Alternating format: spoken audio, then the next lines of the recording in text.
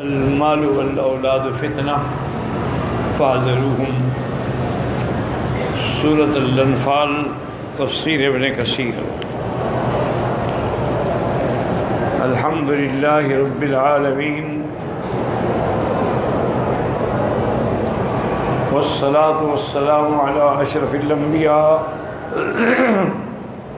سید المرسلین سیدنا محمد وعلی آلہ واصحابہ اجمعین۔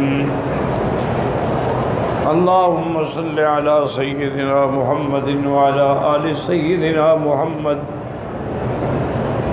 کما صلیت علی ابراہیم وعلی آل ابراہیم فی العالمین انک حمید مجید۔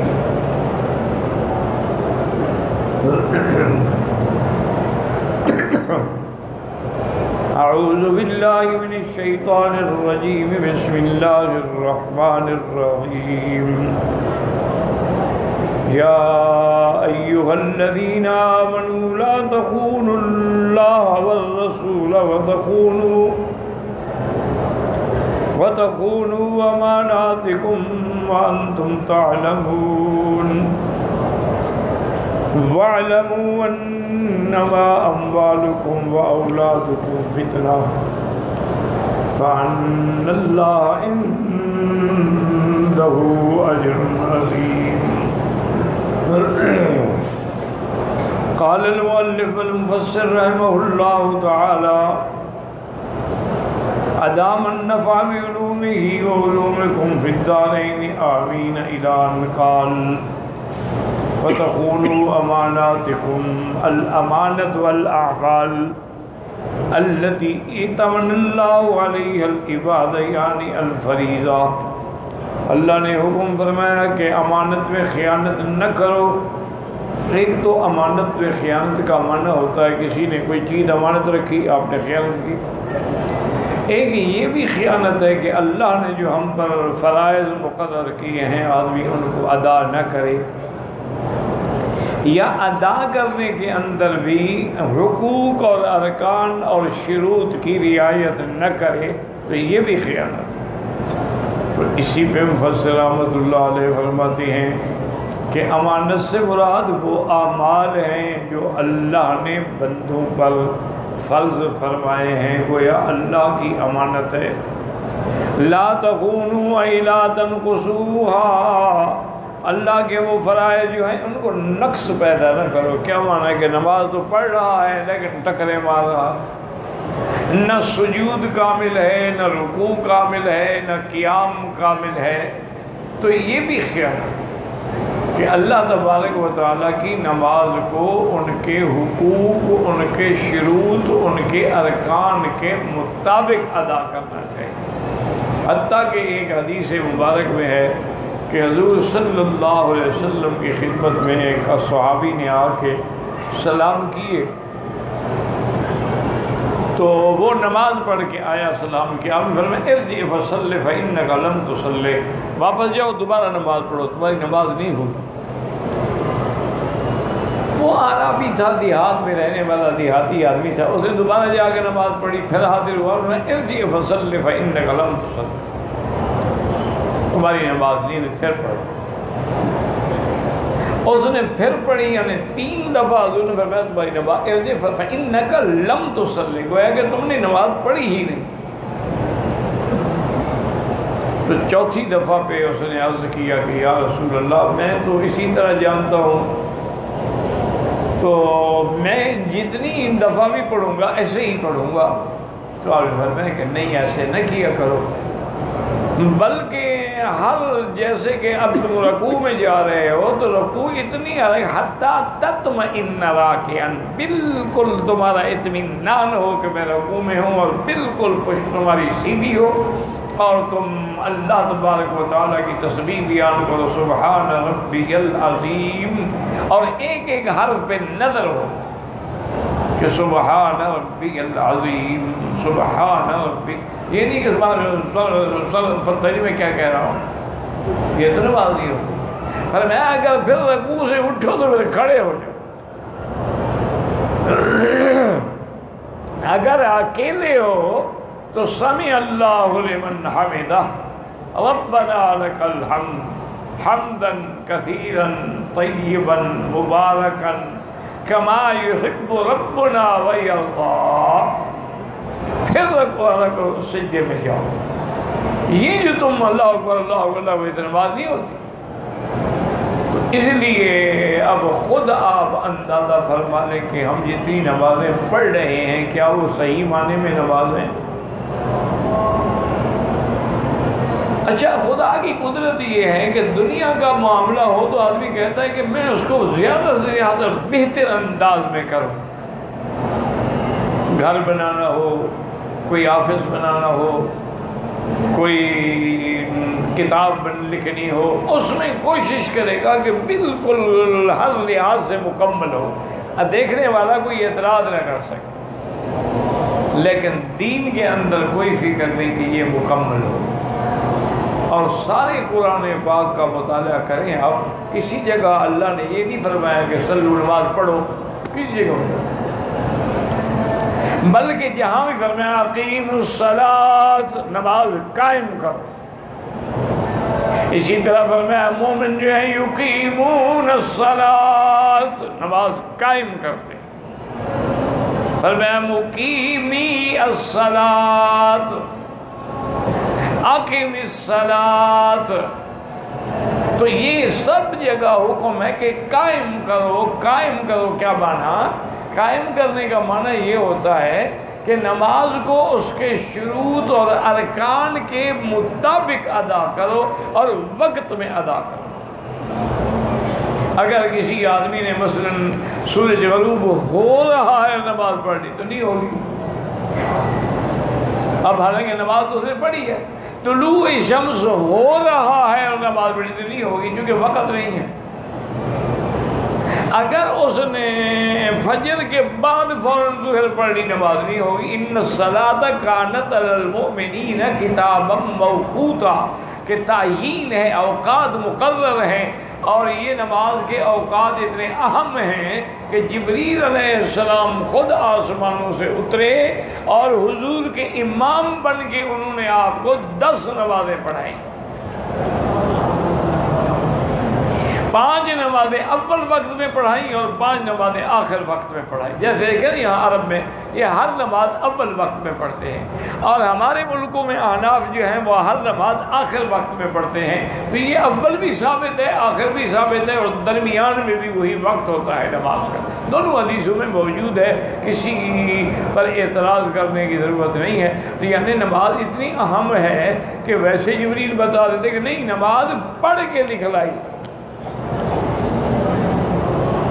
اور اسی سے علماء نے مسئلہ استنباط کیا کہ تعلیم الاکابر عن الاصاغر، کہ بڑے چھوٹے سے پڑھیں. کیوں؟ اب حضور بڑے ہیں، جبریل تو ان کا خادم ہے، لیکن دین سیکھنے کے لیے بڑا چھوٹے سے بھی دین سیکھ سکتا. کہ جبریل امام بنے اور حضور پاک مقتدی بنے، ورنہ حضور تو امام الانبیاء ہیں. اس کو کہتے ہیں تعلیم الاکابر عن الاصاغر، کہ بڑے بھی کبھی چھوٹے سے تعلیم حاصل کر لیتے ہیں. تو اس لیے ہمیشہ یاد رکھیں کہ یہ بھی خیانت ہے جو ہم نماز میں کرتے ہیں. اچھا، بہت سارے میرے بزرگ، میرے بھائی، اللہ پاک ہمیں بھی انہیں بھی ہدایت دے. یعنی میں تو حیران ہوتا، کبھی تو کوئی آدمی یوں کر کے نماز شروع کرے، یعنی دونوں ہاتھ کان کے اوپر رکھے ہوئے.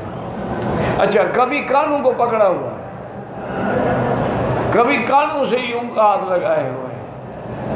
اچھا، کوئی اور جو ماڈرن لوگ ہیں وہ کھڑے کھڑے اللہ اکبر، انا للہ و انا الیہ راجعون. اللہ کے بندے کچھ احساس ہی نہیں ہے کہ میں کیسے، جب نیت ہی غلط ہے تو نماز کیسے صحیح ہوگی. اچھا، کتنے لوگ ہیں تقریباً، یعنی اللہ کرے میری بات غلط ہو، میرا خیال ہے کہ 90% لوگ جو ہے سجدے میں جا کر دونوں پاؤں پیچھے سے اٹھا لیتے ہیں. جب سجدہ کرتے ہیں تو پیچھے سے پاؤں اٹھ جاتے ہیں. اگر پاؤں سجدے میں اٹھ جائیں تو نماز فاسد ہو جاتی ہے.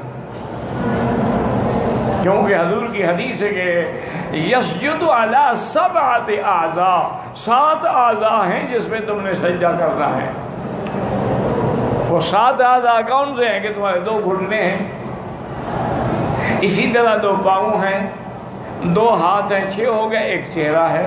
تو یہ 7 اعضاء ہیں جن سے سجدہ مکمل ہوگا۔ اگر ان 7 اعضاء میں اس نے کوئی اعضاء کو زمین پہ نہیں رکھا ہے تو سجدہ نہیں ہوگا۔ اگر ایک اعضاء کو اٹھا لیا ہے تب بھی جو اعضاء 7 پہ سجدہ نہیں ہوگا۔ تو اس لیے ہمیشہ خیال رکھا کریں۔ اچھا، بہت سارے میرے بھائی، میرے بزرگ نماز شروع کرتے ہیں نا، خیال نہیں کرتے کہ انگلیاں ہماری کدھر ہیں، یوں ہیں، نہیں، ان کو کعبے کی طرف ہونا چاہیے۔ جیسے تمہارا رخ کعبے کی طرف ہو، تمہارے ہاتھ بھی اور انگلیاں یوں نہ ہوں، ملی ہوئی۔ اور اسی طرح جب تم کھڑے ہوتے ہو تو پھر یہ دایاں ہاتھ بائیں ہاتھ پہ ہو، اور پھر ہاتھ باندھنے کے بارے میں جو حدیثیں ہیں وہ تحت السرہ بھی ہیں، ناف سے نیچے بھی، ناف کے اوپر بھی، ایک روایت میں سینے پر بھی آتا۔ لیکن سیدنا علی رضی اللہ تعالیٰ فرماتے تھے من السنت ان یضع یمینہ علی شمالہ تحت السرۃ، سنت یہ ہے کہ دایاں ہاتھ بائیں پہ رکھے اور ناف کے نیچے ہاتھ باندھے۔ تو اس لیے ہمیشہ یاد رکھو کہ سنت میں اور حدیث میں بڑا فرق ہوتا۔ جس کو بہرحال علماء تو خیر ہم ان کے جوتیوں کے غلام ہیں، جو آج کل ہمارے نوجوان طبقہ ہے نا ماشاءاللہ، جو 2 کتابیں پڑھ لیتے ہیں اور وہ بھی اردو ترجمے والے، اور اس کے بعد جناب وہ خود کو پتہ نہیں کیا سمجھتے ہیں، وہ علامہ کوئی پتہ نہیں کیا کیا۔ ایک آدمی آیا تو اس نے مجھے کہا کہ حضرت یہ حدیث جو ہے بخاری شریف میں ہے، آپ اس پر عمل نہیں کرتے ہیں۔ میں نے اس سے کہا، میں نے کہا بھائی دعا کر، میں نے کہا بھائی کیا کسی سے بحث کرنے کا کوئی فائدہ نہیں نا، کیونکہ اندازہ ہو جاتا ہے نا یہ مسئلہ سمجھنا چاہتا ہے یا جھگڑنا چاہتا ہے۔ میں نے کہا ٹھیک ہے دعا فرمائے اللہ ہمیں توفیق دے۔ انہیں پھر کہا حضرت بخاری شریف کے اندر حدیث ہے آپ عمل نہیں کرتے۔ میں نے کہا اچھا 1 منٹ، اگر مجھے بخاری شریف کتاب کا نام صحیح بتا دو نا تو میں آج سے تیرے کہنے پہ عمل کروں گا۔ کتاب کا کیا نام ہے؟ اس کا نام بھی نہیں ہے، بخاری شریف کو کتاب کا نام ہے، خدا کا خوف کرو۔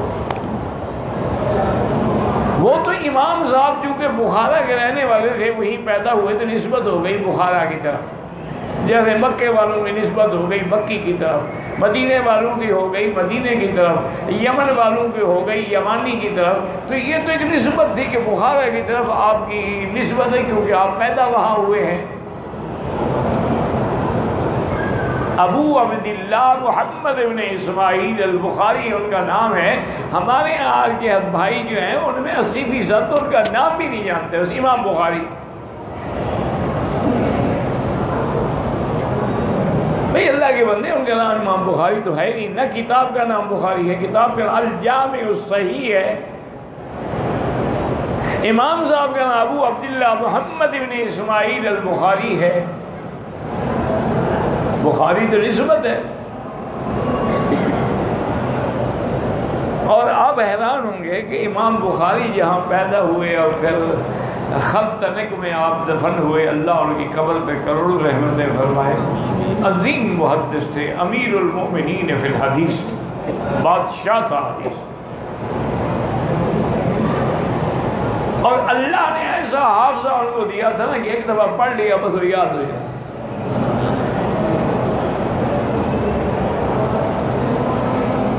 اسی لیے انہوں نے ہزاروں حدیثوں میں یہ الجامع الصحیح جو کتاب ہے، اس کے لیے انہوں نے 1000 حدیثوں کا مطالعہ کرنے کے بعد یہ 6000 حدیثیں منتخب کی ہیں، اور یہ 6000 بھی متکررات ہیں۔ اگر متکررات کو حذف کر دیا جائے تو 6000 بھی نہیں بنتی، 4000 کے قریب جا کے بنے گی۔ یعنی ایک حدیث کو آپ نے کئی مقام پہ ذکر کیا ہے تو متکرر ہو گئی، حدیث تو ایک ہے۔ تو یہ جو ہے نا جی، اللہ تعالیٰ ان کے یعنی اتنا بڑا حافظہ، جن کا حافظہ دنیا میں ضرب المثل تھا۔ اچھا، اور اس قرن میں، اس صدی میں یعنی علامہ انور شاہ کاشمیری رحمۃ اللہ علیہ، آپ نے نام سنا ہوگا، میں نے بھی دیکھا تو نہیں ہے، میں نے بھی زیارت نہیں کی، تو ان کو بھی اللہ نے ایسا حافظہ عطا فرمایا تھا۔ ایک کتاب تھی فقہ کی، تو مدرسے والوں نے یعنی ان کے محتمم صاحب نے، دارالعلوم دیوبند کے محتمم تھے، انہوں نے کہا حضرت علامہ انور شاہ صاحب سے کہ آپ کا کرایہ جو ہے وہ مدرسہ برداشت کرے گا، اور وہ کتاب صرف مصر کے جامعۃ الازہر کے کتب خانے میں ہے اور پوری دنیا میں کہیں نہیں ہے۔ آپ مہربانی کریں کہ آپ وہ کتاب نقل کر کے لے آئیں، کرایہ وغیرہ سارا خرچہ جو ہے وہ کون سے ہوائی جہاز پہ یا فرسٹ کلاس پہ انہیں جانا ہوتا تھا، تو عام سادہ سفر کرنے والے لوگ تھے، بحری جہازوں پہ سفر ہوتے تھے، تو وہ بھی دخانی جہاز ہوتے تھے۔ بہرحال حضرت پہنچے وہاں مدرسے کی لائبریری میں، لائبریرین سے ملے کہ میں ہندوستان سے آیا ہوں صرف اس کتاب کے لیے، تو آپ نے کہا بالکل کتاب موجود ہے، لیکن ہم وہ کتاب نقل نہیں کرنے دیں، ہماری قانون ہے لائبریری کا کہ آپ کتاب پڑھ سکتے ہیں، نقل نہیں کر سکتے۔ فرمایا اللہ کے بندو، میں خود ایک مدرس ہوں، اتنے مدرسے کا سفر کر کے آیا، اتنا خرچہ کر کے آیا ہوں، تو کم سے کم کچھ استثناءات ہوتے ہیں، کچھ رعایات ہوتی ہیں، خاص طور پہ وہ رعایت کر دیں۔ انہوں نے کہا جی شاہ جی مجبور، انہوں نے فرمایا اچھا ٹھیک ہے چلو میں پڑھ تو لوں۔ انہوں نے کہا پڑھ آپ چاہے 1000 دفعہ لیں، لیکن نقل نہیں کر سکتے۔ اچھا یہ وہ دور بھی نہیں تھا، آج کل تو ماشاءاللہ کیمرے جیب میں ہوتے ہیں، اگلے کو پتہ نہیں لگتا اور فوٹو بن جاتا ہے۔ اب تو لڑکیوں کے فوٹو اپنے ساتھ لگا لیتے ہیں۔ انا للہ و انا الیہ راجعون۔ تو شاہ جی نے وہ کتاب پڑھی، پڑھنے کے بعد دوسرے دن پھر واپسی کا سفر کیا اور ہندوستان پہنچ گئے۔ تو محترم صاحب نے پوچھا کہ ہاں شاہ جی آپ نے کیا کیا؟ انہوں نے کہا حضرت ان کا قانون ہی ایسا تھا، اب میں ان سے لڑ تو نہیں سکتا تھا نا، میں نے درخواست کی ان کا کہ نہیں آپ نقل نہیں کر سکتے۔ تو آپ نے فرمایا کہ بھائی پھر مدرسے کا تو بڑا نقصان ہو گیا۔ الحمدللہ اتنا بڑا کرایہ جو ہے مدرسے کا خرچ ہو گیا۔ یہ تو آج ہے نا، پتہ نہیں مجھے تو حقیقت ڈر لگتا ہے کہ ہم مدرسوں والے جو ہیں خدا کو کیا جواب دیں۔ آج کل تو جی ہمارے مدرسوں میں جو محتمم کا کمرہ ہوتا ہے نا، وہ کسی گورنر کے کمرے سے بھی زیادہ سجا ہوا ہوتا ہے، اور بڑی بڑی گاڑیاں ان کے نیچے، پتہ نہیں لوگوں نے اسی لیے پیسے دیے ہوتے ہیں کہ بڑی بڑی گاڑیاں خریدو۔ بہرحال تو حضرت نے ناراضگی فرمایا کہ حضرت پھر آہستہ آہستہ میری تنخواہ سے کاٹا جائے، میرے پاس بھی تو پیسے نہیں ہیں میں واپس کر دوں۔ دوسرے دن شاہ جی رحمت اللہ علیہ نے 2 دن کے بعد وہ پوری کتاب الف سے لے کر یہ تک لکھ کے محتمم صاحب کی خدمت میں پیش کر دی کہ حضرت یہ کتاب۔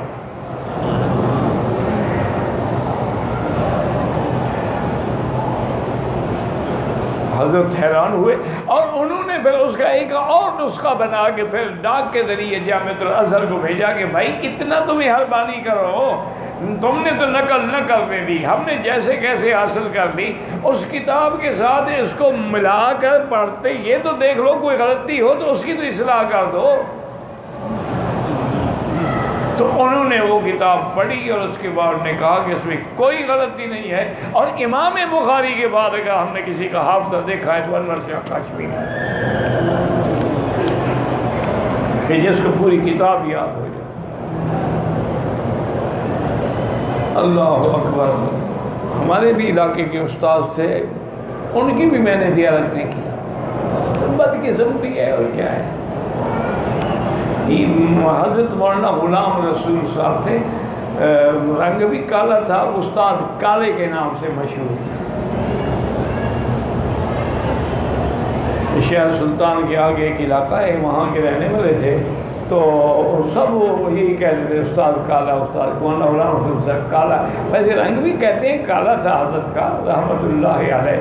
تو وہ فرماتے تھے، نحو کا امام تھا، وہ فرماتے تھے کہ نحو کی جتنی کتابیں ان سب کو جلا دو، میں نہیں لکھ دوں گا۔ اتنا اللہ نے ہم کو بھی حافظہ عطا فرمایا۔ اللہ تعالیٰ دعا کریں، اللہ تمام بزرگ جو فوت ہو گئے، اللہ ان کی قبروں پہ کروڑوں رحمت فرمائے، اور جو زندہ ہیں اللہ ان کی حفاظت فرمائے، اور زیادہ سے زیادہ اللہ ان سے دین کا کام کرے۔ تو میرا بھائی، میرا عرض کرنے کا مقصد یہ تھا کہ خدا کے لیے ایک چھوٹی سی نماز کی کتاب لے لو، اس کو تم 5-10 دفعہ پڑھو اور پھر پریکٹیکل طور پہ آزمو۔ اچھا اب تو ماشاءاللہ باقاعدہ لوگوں نے نقشے بنا کے بھی کتابیں شائع کر دی ہیں کہ پاؤں کیسے رکھنا۔ یہ ہے کہ اگر نماز مثلا کھڑے ہو، پاؤں ادھر ہے ایک ادھر ہے، نماز تو نہیں ہوگی۔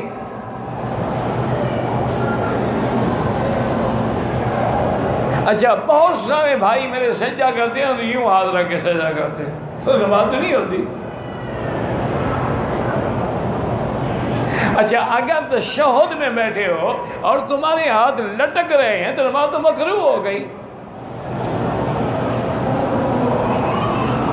تشہد میں ہاتھ اوپر ہو پورا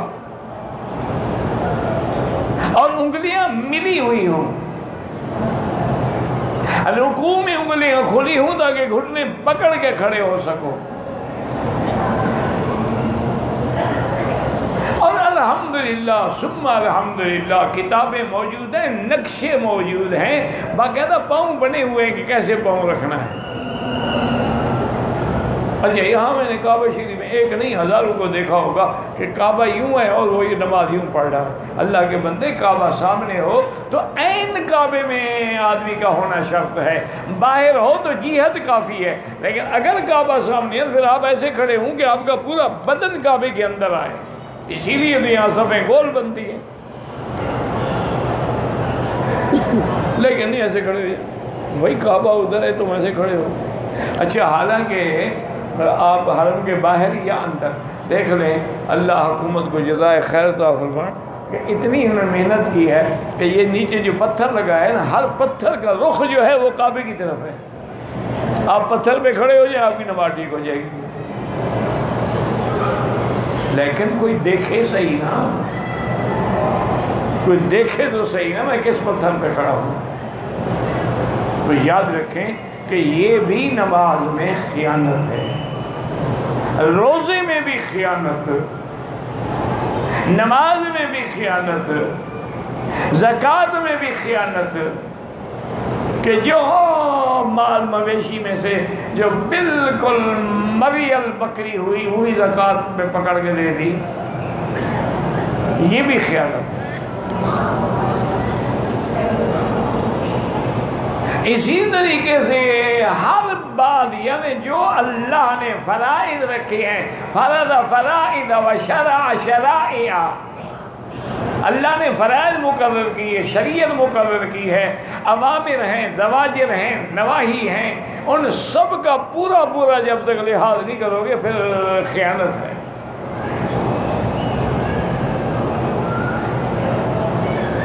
اسی طرح اللہ نے حکم دیا ان اللہ یامرکم بالعدل واللسان، اسی طرح حکم ہے ان تؤدوا الامانات الی اہلہا. اسی طرح اللہ فرماتے ہیں مومنو لا تخونوا اللہ وتخونوا الرسول. اللہ سے خیانت، اللہ سے خیانت کیا معنی ہے؟ جو اللہ نے فرائض کیے ہیں ان میں خیانت کر رہے ہو تو گویا اللہ سے خیانت کر رہے ہو، اور جو دین میرے مدنی نے سمجھایا ہے اس میں کمی کر رہے ہو تو گویا اللہ کے نبی سے خیانت کر رہے ہو.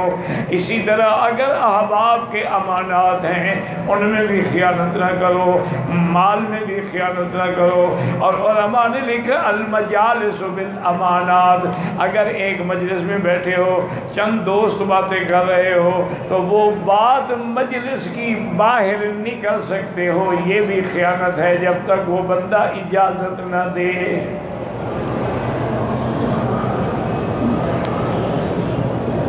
اس لیے مفسر رحمۃ اللہ علیہ نے فرمایا ہے کہ تخونوا امانات کا معنی کیا ہے کہ فرائض کے اندر نقص رہ جائے، صحیح ادا نہ ہو. یہ فرماتے ہیں وَتَخُونُوا أَمَانَاتِكُمْ یعنی اعمالکم. اس کے بعد اللہ نے حکم فرمایا کہ لا تخونوا اللہ والرسول یقول بترک سنتہ وارتکاب معصیتہ. اللہ کے نبی کی سنت کو ترک کر دو یا گناہوں کا ارتکاب کرو، یہ بھی خیانت ہے. اور اس کے بعد جناب فرماتے وقال محمد بن اسحاق حدثني محمد بن جعفر بن الزبير عن عروة بن الزبير في هذه الآية أي لا تظهروا له من الحق ما يرضى به منكم ثم تخالفوه في السر إلى غيره فإن ذلك هلاك لأماناتكم وخيانة لأنفسكم. حضرت عروة بن الزبير فرماتے ہیں لا تظهروا له من الحق، ایسا نہ کرو کہ تم ظاہر میں تو ایک حق کی بات کہہ رہے ہو لیکن جب علیحدگی میں جاتے ہو تو اسی بات کی خود مخالفت کر رہے ہو، تو یہ بھی خیانت ہے. اور اس خیانت کے اندر ہلاک ہے تمہارے لیے، اور خیانت ہے تمہارے اپنی ذات کے لیے بھی. وقال السدی اذا خانوا اللہ والرسول خانوا اماناتهم، جس نے اللہ کے احکام میں فرائض میں خیانت کی، اللہ کے رسول کی سنت میں خیانت کی، اس نے گویا کہ خیانت کی ہے امانت کے اندر. وقال اذا كانوا يسمعون من النبي صلی اللہ علیہ وسلم الحدیث فَيَفْشُونَهُ حَتَّى يَبْلُغَ الْمُشْرِكِينَ. حضور پاک سے باتیں سنتے پھر ان باتوں کو باہر کرتے کرتے وہ باتیں نکلتے نکلتے دشمنوں تک پہنچ جاتی، تو یہ بھی خیانت ہے. وقال عبد الرحمن زید إِيَّاكُمْ أَن تَخُونُوا اللَّهَ وَرَسُولَهُ كَمَا صَنَعَ الْمُنَافِقُونَ. فرمایا خبردار اللہ کے رسول کے احکام میں خیانت نہ کیا کرو جیسے منافق کرتے تھے. وَاعْلَمُوا إِنَّمَا اموالکم و اولادکم فتنہ. فتنے کا معنی کیا؟ اختبار و امتحان منہ لکم اذا آتاکموها لیعلم لتشکروا له علیہا وتطیعونہ فیہا. اللہ پاک نے فرمایا مال و اولاد تیرے لیے امتحان ہے. کیا معنی؟ اللہ نے تمہیں دیا ہے تو پھر اللہ دیکھتے ہیں کہ اللہ کی اطاعت کر رہے ہو یا بچوں میں مشغول ہونے کے بعد اللہ کے فرائض سب کچھ بھول بیٹھے ہو. متا تعظون بها منه كما قال تعالى انما اموالكم واولادكم فتنة والله عنده اجر عظیم. دنیا کی اکٹھی کرنے کا فکر نہ کرو، اللہ کے پاس بہت بڑا اجر ہے. اسی طرح فرمایا نبلوکم بالشر والخیر فتنہ. کبھی اللہ بھلائی دے کے آزماتے ہیں، کبھی اللہ بیماری دے کے آزماتے ہیں، یہ سب آزمائش ہوتی ہے. فرمایا انما اموالکم یا ایھا الذین آمنوا لا تلھکم اموالکم ولا اولادکم من ذکر اللہ. اللہ تبارک و تعالی نے فرمایا ایمان والو تم اپنی اولادوں میں مشغول ہو کر، اپنے اولاد کی محبت میں مشغول ہو کر میرے ذکر سے، میرے فرائض سے غافل نہ ہو جاؤ. وَمَن يَفْعَلْ ذَلِكَ، اور جو غافل ہو گیا فَأُولَٰئِكَ هُمُ الْخَاسِرُونَ، وہی گھاٹے والے ہیں. جیسے فرمایا یا ایھا الذین آمنوا ان من ازواجکم واولادکم عدو لکم فاحذروہم. اور اسی طرح فرمایا ان اللہ عنده اجر عظیم. اے ثواب ہوا تھا ہوا جنات خیر لکم من الاموال والاولاد، اللہ کے ہاں جو جنتیں ہیں، جو نعمتیں ہیں، وہ تمہارے مال و اولاد سے کروڑ درجہ بہتر ہیں۔ فإنه قد يوجد منكم عدو، کبھی کبھی اپنی اولاد سے بھی دشمن پیدا ہو جاتے ہیں۔ واکثر لا یغنی عنک شیئا، اگر دشمن نہ بھی ہوں لیکن تمہارا کوئی بھلا نہیں کر سکتے، تمہیں نہ جنت دلا سکتے ہیں نہ جہنم چھڑا سکتے ہیں۔ جہنم وہ جنت جو ہے وہ اللہ کے رسول کی اطاعت سے ملتی ہے۔ واللہ سبحانہ هو المتصرف والمالک للدنیا والآخرہ، اللہ تعالیٰ متصرف ہیں دنیا آخرت میں، جو چاہے فرمائیں۔ ولدیہ الثواب الجزیل یوم القیامت، اور قیامت میں اللہ کے ہاں بہت بڑا اجر ہے، بہت بڑا ثواب ہے۔ وفی الأصل یقول اللہ یا ابن آدم اطلبنی تجدنی، ایک اثر میں آتا ہے اللہ فرماتی ہے ابن آدم جب تم مجھے ڈھونڈو گے تو پالو گے، جب تم مجھے تلاش کرو گے تو پالو گے۔ وَإِن وَجَدْتَنِي وَجَدْتَ كُلَّ شَيْءٍ، اگر تم نے مجھے پا لیا تو گویا سب کچھ پا لیا۔ جب آپ اللہ کی ذات راضی ہو گئی تو پھر اور کیا چیز چاہیے دنیا کے اندر؟ اور اس کے بعد فرمایا وَإِن فَاتَكَ فَاتَكَ كُلُّ شَيْءٍ، اگر تم نے مجھے کھو دیا تو سب کچھ کھو دیا۔ وَأَنَا أُحِبُّ إِلَيْكَ أَنَا أَحَبُّ إِلَيْكَ مِن كُلِّ شَيْءٍ، میری ذات جو ہے وہ سب سے زیادہ تمہیں محبوب ہونی چاہیے۔ اور صحیح رسول اللہ صلی اللہ علیہ وسلم انہو قال، صحیح حدیث کے اندر ہے کہ حضور پاک نے فرمایا ثلاث من کن فیہ وجد حلاوت الایمان، جس بندے کے اندر یہ تین چیزیں ہوں گی گویا اس کو ایمان کی حلاوت نصیب ہو گئی۔ من کان اللہ رسولہ احب الیہ مما سواہما، پہلی چیز یہ ہے کہ اللہ کا رسول جو ہے وہ سب سے زیادہ محبوب ہو۔ ومن کان یحب المرء لا یحبہ الا للہ، اور اگر کسی سے دوستی ہو تو اللہ کے لیے ہو۔ ومن کان ان یلقی فی النار احب الیہ من ان یرجع الی الکفر بعد اذ انقذہ اللہ منہ، اور اسی طرح جیسے بندے کو آگ میں ڈالے جانے سے نفرت ہے، اسی طرح ڈرے کہیں ایسا نہ ہو کہ اسلام کے بعد کفر کر کے جہنم میں جا پڑے۔ بل حب رسول اللہ مقدم علی الاولاد والاموال والنفوس، حضور کی محبت مال سے بھی اولاد سے بھی ہر چیز سے مقدم ہو۔ کما ثبت بالصحیح انہ قال والذی نفسی بیدہ لا یؤمن احدکم حتی اکون احب الیہ من نفسہ واہلہ ومالہ والناس اجمعین، آپ نے فرمایا مجھے قسم ہے اس ذات کی جس کے قبضہ قدرت میں میری جان ہے، تم اس وقت تک مومن نہیں بن سکتے جب تک کہ میری ذات تمہیں اپنی ذات سے، اہل سے، اولاد سے اور ساری کائنات سے زیادہ پیاری نہ ہو۔ الحمدللہ ایک مسئلہ سمجھ رہے ہیں یہاں پر بھی، اللہ کا شکر ہے جو آدمی کلمہ پڑھتے ہیں مسلمان ہیں ان کے دل میں حضور کی محبت الحمدللہ سب سے زیادہ ہے۔ لیکن ایک ہوتی ہے محبت اختیاری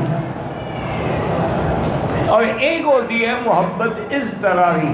یاد رکھو اضطراری کیا مانا؟ انسان کو پیسے سے محبت ہے، بیوی سے محبت ہے، یہ تو اضطراری محبت ہے۔ اختیاری محبت یہ ہے کہ آدمی کا ایک ہی بیٹا ہو، سب سے پیارا ہو، لیکن حضور کی شان میں گستاخی کرے تو آدمی فوراً منہ پہ تھپڑ مارتا ہے، خبردار تم نے حضور کی شان میں کمی کی ہے۔ بیوی سے کتنا عشق کیوں نہ ہو، محبوبہ ہو بجائے بیوی ہونے کے، لیکن اگر وہ سرکار دو عالم قرآن کے بارے میں، دین کے بارے میں، نماز کو گستاخی کرے تو فوراً تھپڑ منہ پہ مارے، خبردار آئندہ ایسی بات نہ کرنا۔ تو کیا مانا کہ حضور کی محبت سب سے زیادہ ہے، کہ جب حضور کی محبت کا وقت آتا ہے تو وہ محبت غالب آ جاتی ہے اولاد کی محبت، ورنہ پھر ہم میں سے کوئی بھی مسلمان نہ ہوتا، کوئی بھی مومن نہ ہوتا۔ تو اللہ کا شکر ہے کہ جہاں تک اختیاری محبت کا تعلق ہے وہ ہر کلمے پڑھنے والے کو اللہ کے رسول سے زیادہ ہے۔ اللہ اعلم۔